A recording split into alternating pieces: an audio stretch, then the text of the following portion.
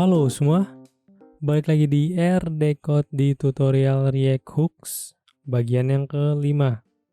Oke, lanjut lagi. Pada episode ini saya akan menjelaskan mengenai useref ya. Salah satu hooks juga yang digunakan untuk beberapa keperluan tentunya. Kalau misalnya kita lihat di dokumentasinya, dia nanti nge-return sebuah properti ya, mutable object, artinya objek yang bisa dirubah ya, yang nanti bisa, apa namanya ini, yang persis ya, yang nilainya tuh sama terus gitu di antara komponen. Nah, bagaimana kita menggunakannya dan apa kegunaannya, langsung aja nih kita coba lihat di bagian codingnya. Nah, di sini seperti biasa, saya akan coba pakai sistem yang kemarin teman-teman supaya lebih mudah. Saya sudah bikin 3 file ya, useref 1, 2, dan 3. Nanti di sini bisa digunakan untuk masing-masing contoh dari si useref. Oke, yang pertama langsung aja kita coba useref yang nomor 1 ya. Nah, di sini saya akan coba menjelaskan bagaimana cara pemakaiannya. Ya, pertama teman-teman jangan lupa diimport dulu useref dari React ya di sini. Nah, terus cara inisiasinya adalah tinggal kita bikin, misalnya di sini saya bikin re-render ya, re-render sama dengan useref. Dan jangan lupa kalau misalnya kita panggil di sini useref itu mempunyai argumen ya. Nah, kalau misalnya argumen yang kita tulis atau kita lakukan seperti ini, berarti nilai awal dari re-render itu nilainya itu adalah 1. Tahu dari mana? Nah, karena ini memang argumennya untuk initial initial value-nya. Terus bagaimana cara kita mengaksesnya, yaitu pertama, kalau misalnya kita pakai state, kita bisa langsung console log counter di sini ya.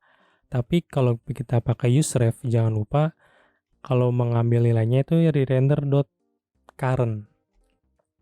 Jadi untuk mengakses nilai atau keadaan dari re-render, jangan lupa ditambahkan objek current. Jadi kita ngambil dari re-render.current ya. Di sini saya akan coba kasih ref current ya teman-teman. Oke, saya coba lihat dulu di sini. Oke, ref nilainya 1 ya. Nah, ini cara kita mengakses dan cara kita inisiasi si useref. Nah, di file useref 1 ini kalau teman-teman lihat ya ada seperti biasa, ada counter ya. Ada yang mudah ya. Supaya kita bisa kasih contoh. Nah, di sini saya akan coba bikin beberapa fungsi dulu ya. Pertama, saya bikin add counter ya. Add counter ini kita bikin fungsi yang gampang aja, set counter sama dengan counter plus 1 ya. Ini akan saya coba masukin di event on click-nya button. Oke, yang kedua saya akan coba bikin namanya const add re-render ya. Di sini juga sama. Nah, tadi ya, pertama kalau inisiasinya adalah dengan cara useref terus ditambahkan initial value-nya. Kalau di sini initial value-nya adalah 1 ya, bisa juga 0 juga bisa. Atau berapapun, bebas string juga bisa. Nah, lanjut kalau kita mau manggil, nah kita pakai re-render.current, jangan lupa ada current-nya. Dan gimana kalau kita mau ngerubah nilai ini? Sebenarnya simpel aja, tinggal kita tulis saja re-render.current sama dengan, misalnya saya akan coba tambahkan 4 ya. Seperti ini. Jadi sesimpel kita kayak ngerubah objek biasa aja. Tanpa harus kayak prosesnya set counter atau set lainnya kayak useState. Oke, di sini akan saya coba kasih event on click di add re-render. Seperti ini ya. Oke. Dan supaya kita bisa melihat berapa nilai keadaan sekarang ya, saya akan coba tambahkan ini, saya kasih cek value ya. Pertama di sini saya akan bikin juga cek value, cek values nih. Di sini saya akan coba console counter, console.log counter, dan yang kedua adalah re-render ya. Re-render itu jangan lupa re-render.current. Oke teman-teman, Jadi, sedikit, ini lagi, kita tadi sini udah bikin initial useref, di sini kita coba membaca nilainya apa dengan cara .current dan lupa di sini. Sip. Dan di sini kita coba rubah nilainya dan lalu di sini kita coba cek nilainya seperti biasa. Nah, di sini saya coba mau melihat, apa perbedaannya antara useref dan juga useState. Oke ya. Nah, kalau misalnya kita klik counter, ini berubah ya, teman-teman, ini ya berubah ya kan. Di sini coba cek value, counternya 6, re-render 1, ya kan. Kalau misalnya kita add re-render, sebentar. Ada yang lupa use effect, kita kasih use effect ya untuk memantau perubahan state-nya ya. Console.log seperti ini aja. Jadi setiap state berubah, setiap melakukan re-render, maka ini akan di-trigger console ini ya teman-teman. Console.log ini, oke. Selanjutnya, ini kita bisa lihat. Ada yang kurang kah? Oh ini. Satu lagi yang kurang, saya akan coba masukin nilainya di bagian sini, re-render current ya. Oke. Nah, di sini kita bisa lihat teman-teman kalau misalnya counter initial value-nya adalah ya 0 ya tadi di sini nih. Kalau misalnya re-render adalah 1. Oke. Tambahin ini deh. Console.log re-render ya. Oke, supaya gampang. Sip. Nah, ini masih sama keadaannya. Pertama kan saya coba tambahkan counternya yaitu state-nya ya. 1, 2, 3 ini persis seperti biasa teman-teman yang sudah pernah dibahas dan akan melakukan re-render. Kalau misalnya kita add re-render ya, ini nih. 1, 2, 3, 4. Nah, di sini tidak terjadi render ulang ya teman-teman ya. Dan kalau kita cek value di sini ternyata re-render itu sudah nilainya 17. Nah, kalau saya coba add counter nih satu nih ya. Ini akan berubah jadi 17 harusnya. Nah, ya kan? Ini jadi 4 seperti biasa, ini jadi 17. Jadi, perbedaan pertama antara useref dan useState adalah kalau misalnya berubah, useState itu trigger trigger rendering. Tapi kalau misalnya useref, dia tidak nge-trigger rendering sampai nanti state line berubah baru dia akan mendapatkan nilai yang terbaru dari si useref. Oke, teman-teman ya. Jadi saya coba ulangi sekali lagi, kalau misalnya add counter ya, yang namanya state berubah pasti adalah melakukan re-rendering. Tapi kalau saya coba re-render ini ya, saya coba tambahkan sampai banyak tapi tidak terjadi rendering. Kalau saya coba add counter, nah ini sudah menjadi 53 ya, karena tadi sekali tambah itu sama dengan 4 ya. Oke. Ini ini adalah perbedaan pertama. Dan untuk useref ini nilainya juga persis, artinya tuh tetap selama rendering, tidak akan berubah-berubah.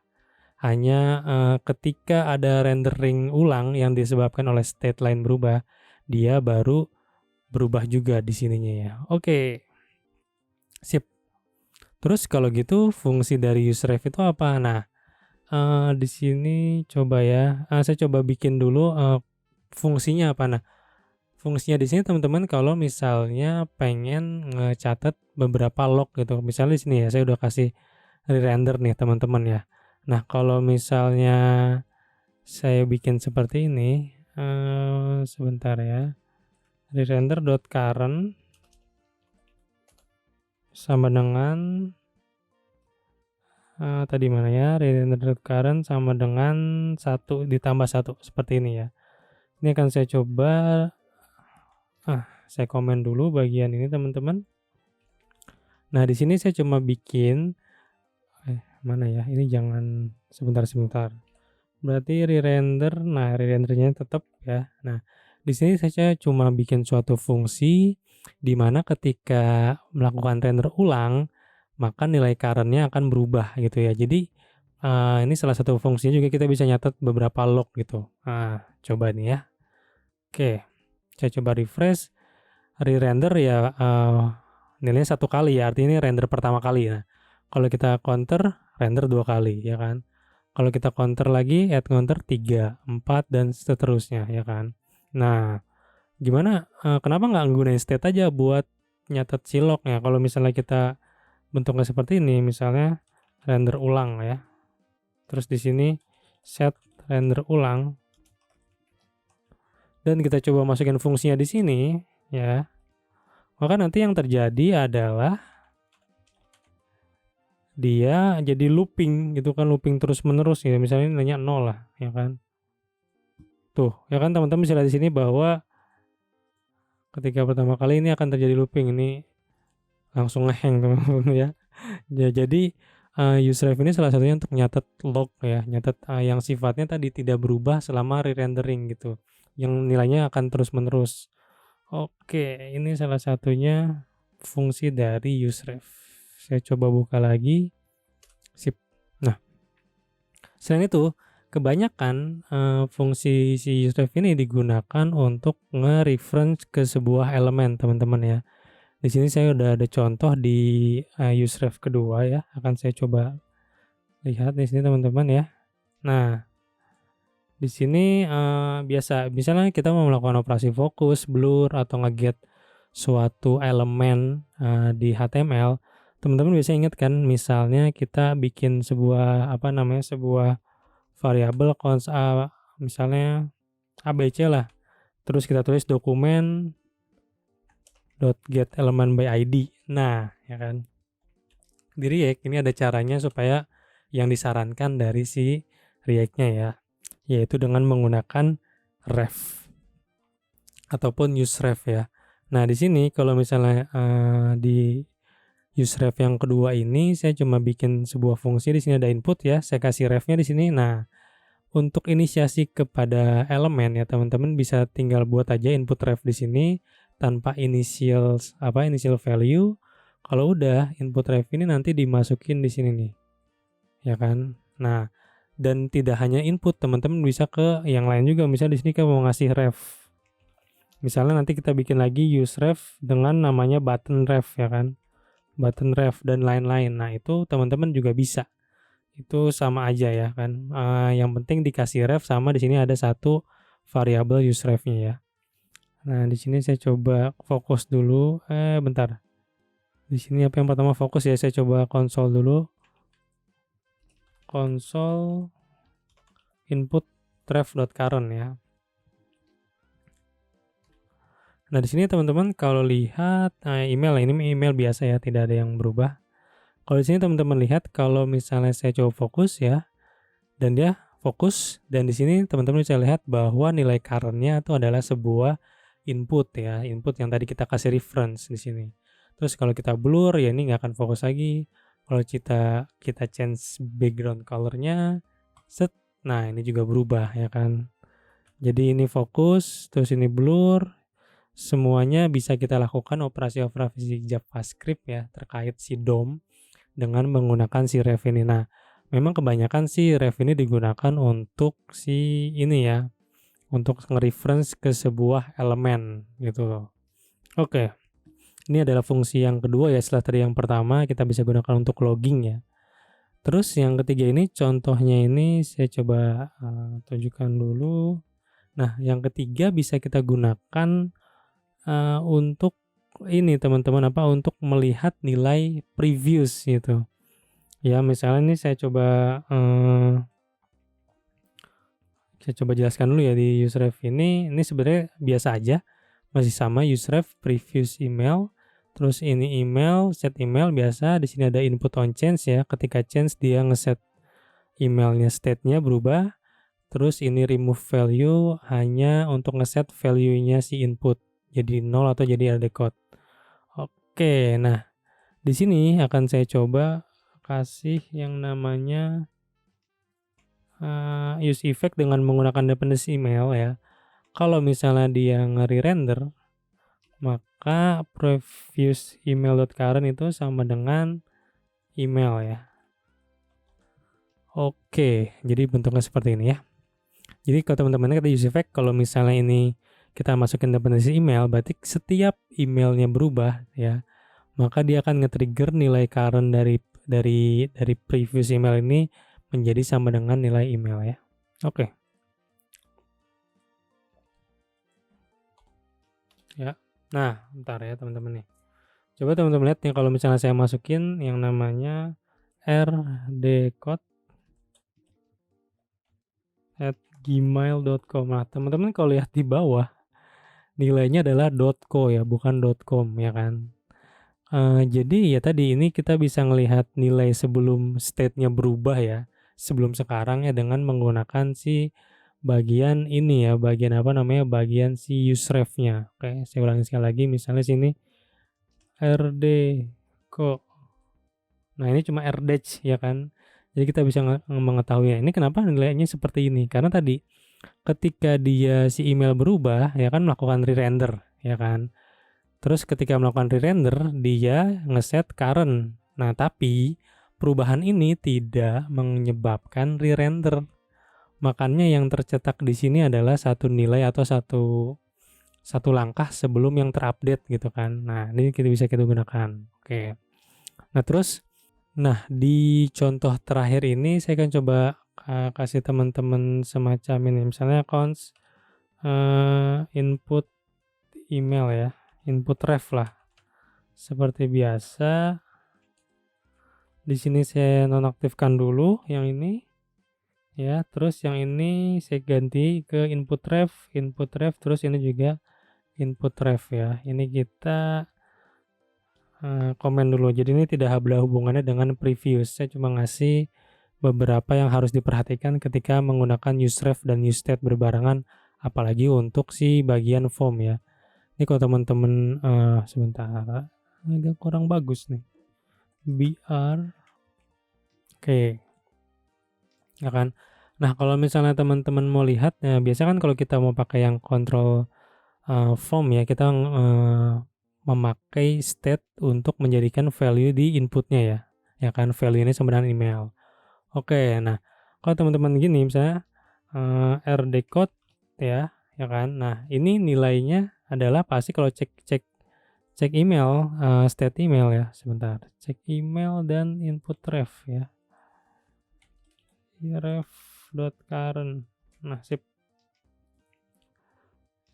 Oke, kalau misalnya saya masukkan rdcode ya. Terus saya coba cek ya, kalau misalnya nilainya si email adalah rdcode, si ref adalah input ya, ini kurang. .current.value. Oke, sip ya. Balik lagi rdcode ya. Kalau masuk ke sini kita cek email value-nya, kalau state emailnya adalah rdvote rdvote, sama juga ref-nya adalah nilainya ini. Nah, tapi kalau misalnya kita remove value ya kan di sini kan jadi nol nilainya ya. Teman-teman bisa lihat kan bahwa ketika remove value itu fungsi yang dijalankan adalah input ref current dot value sama dengan jadi string kosong ya kan, makanya nilainya jadi kosong. Nah, tapi kalau teman-teman perhatikan ini state-nya nggak berubah. Nah, ya kan, state-nya tetap rdvote. Kalaupun kita set email di sini, misalnya rdcode@gmail.com, kita cek lagi ya. Nah, ini teman-teman hati-hati. Jadi si emailnya juga tetap email state-nya tetap, tapi ref-nya yang berubah. Nah, itu kan kenapa si emailnya nggak berubah ya, karena tidak ada hubungannya untuk merubah ref dan juga ngerubah state ya kan. Nah, jadi tadi balik lagi, kalau menggunakan si email sama si input useState dan useRef ini memang rada mirip ya, tapi tergantung fungsinya, apakah kita butuh re-render ulang atau enggak gitu. Kalau misalnya butuh suatu variabel yang tidak nge-trigger dan yang bisa persis setiap re-renderingnya, teman-teman bisa gunakan useRef. Tapi kalau enggak ya teman-teman butuh yang setiap re-rendering itu update, pakailah si useState ini. Nah, kalau misalnya case-nya si form nih, hati-hati karena nanti nilai value-nya bisa tidak sesuai dengan yang ada di state ataupun di ref-nya. Oke teman-teman, terkait useRef mungkin begitu dulu teman-teman ya. Yang pertama ini cara menggunakannya, tadi kita coba useRef, terus di sini kalau misalnya ada initialize berarti nilainya menjadi ini nilai awalnya. Terus cara mengubahnya adalah seperti ini ya teman-teman ya. Tinggal di .current sama dengan sesuatu gitu. Dan jangan lupa kalau misalnya memanggil ya, mau masukin di sini dipanggil .current, re-render .current ya kan. Nah, begitu juga yang bagian ini useRef bisa kita gunakan untuk nge-reference ke suatu elemen HTML ya, komponen juga bisa sih. Nah, di sini nanti tinggal masukin input useref ya, tanpa ada initialize value-nya, dikosongkan aja. Nanti di bagian bawah baru dikasih ref ya. Ini bisa di input, bisa di h1, bisa di div atau di button, pokoknya dikasih ref. Nanti nilainya itu adalah dari input ref ini atau input yang kita set, ya kan. Dan yang ketiga tadi kita bisa gunakan untuk melihat previous nilai dari suatu state ya. Jadi dengan menggunakan use effect dan juga men-trigger ya, setiap email berubah, kita rubah si refnya, maka ini bisa menjadikan kita melihat nilai dari sebelumnya, itu nilai dari si state ya. Oke.